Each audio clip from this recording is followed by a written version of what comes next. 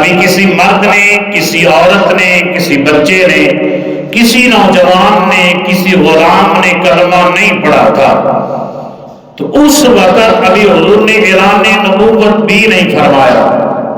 تو سب سے پہلے جس نے کلمہ پڑھا وہ حضور کی زوجہ محترمہ حضرت ام المومنین حضرت سیدہ خدیجہ الکبریٰ رضی اللہ تعالیٰ عنہا ہے کہ آپ نے سب سے پہلے کلمہ پڑھا اور دار اسلام میں داخل ہوئی.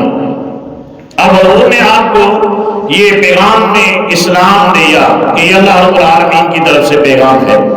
اب حضور کا رہن سہن بھی انہی کے ساتھ زیادہ تھا، تو جب تک آپ حیات رہی ہیں حضور نے اس وقت تک کوئی دوسرا نکاح بھی نہیں فرمایا. جب تک آپ حضور کی زندگی میں رہی ہیں تو حضور سے نکاح سے پہلے آپ کی 2 شادیاں ہو چکی تھیں اور دونوں خاوند جو ہیں وہ فوت ہو چکے تھے. تو اس کے بعد ان سے بھی اولاد تھی، یہ نہیں کہ ان سے اولاد نہیں تھی آپ کی، ان سے بھی اولاد تھی. اور سب سے زیادہ مکے کی